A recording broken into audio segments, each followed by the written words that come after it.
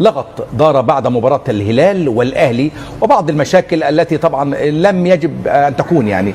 فعضو مجلس إدارة نادي الهلال طبعا عبد العزيز حسن صالح كان له كلمة حول هذه المشاكل التي حدثت بعد مباراة الهلال والأهلي. نستمع لعضو مجلس إدارة نادي الهلال السوداني. ما جرى أنا أفتكر أنه حاجة طبيعية لا تؤثر على العلاقات القوية بين الشعبين السوداني والمصري، بين البلدين وبين الناديين الكبيرين الهلال والأهلي اللي بتجمعهم روابط تاريخية وبتجمعهم مشتركات كثيرة جدا. الهلال قدم لاعب في منتصف الستينات وأوائل السبعينات للنادي الأهلي الشقيق والسد العالي سلمان فارس. حقيقة النادي الهلال نادي كبير في السودان من منطلق قيمنا كسودانيين وأخلاقياتنا تجاه الضيف. نحن معروف إنه شعبي كريم وشعبي مضياف، شعبي بيرحب الضيوف اللي بيأتوا إلى بلادنا. من المنطلق ده كان الواجب بيحتم علينا أن احنا نستقبل بعثة النادي الأهلي إضافة للخصوصية العلاقة اللي بتربط بين الناديين.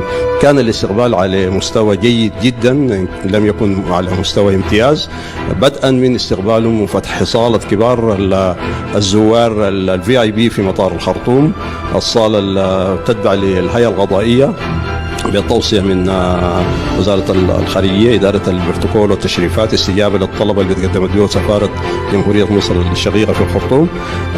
كذلك كان التوفير كل المطلوبات اللي بيطلبها الكاف من توفير الراحة والأمان والأمن للفريق الزائر. حقيقة لم تكن هنالك أي شائبة تشوب وجود بعثة النادي الأهلي، بدليل إنه في الاجتماع الفني اللي بيسبق المباراة كان كل حديث أفراد البعثة اللي شاركوا في المؤتمر الصحفي بوجود المراقب والمنسق الأمني إنه الضيافة والاستقبال والتأمين كله تمام التمام.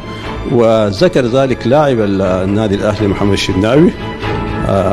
حقيقة ما جرى في أرض الملعب حاول البعض يصوروا كأنما الهلال فتح أبواب استاده لدخول أعداد كبيرة جدا من الجمهور، وهذا يعني حقيقة غير صحيح.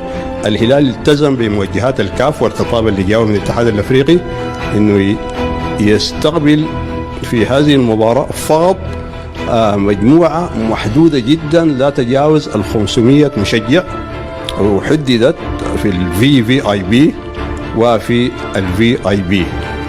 من 500 مقعد النادي الأهلي حصل عبر البعثة بتاعته، بعثة مصر الدبلوماسية الموجودة في الخرطوم والبعثة الإدارية المرافعة على حوالي 170 مقعد. الهلال اسمه نادي الهلال للتربية. التربية ليست تربية رياضية فقط، إنها تربية أخلاقية وسلوكية وقيمية، ودي انطلاقا من موروثاتنا وقيمنا وأخلاقنا كسودانيين. فبالتالي لا يمكن نتعرض نحن كمجلس إدارة أو جمهورنا لضيف عزيز بحيل علينا. لا يمكن نغمر مياه صرف صحي داخل غرف اللاعبين. يمكن الصور ورت إنه كيف كانت الغرفة بصورة مرتبة منظمة وخضراء تسر الناظرين أرضيتها. البعثة الإدارية كانت تحت حماية بالكامل للأجهزة الشرطية خارج الملعب بعد نهاية المباراة، وأنا كنت مشرف ومعي عدد من زملائي أعضاء مجلس إدارة نادي الهلال.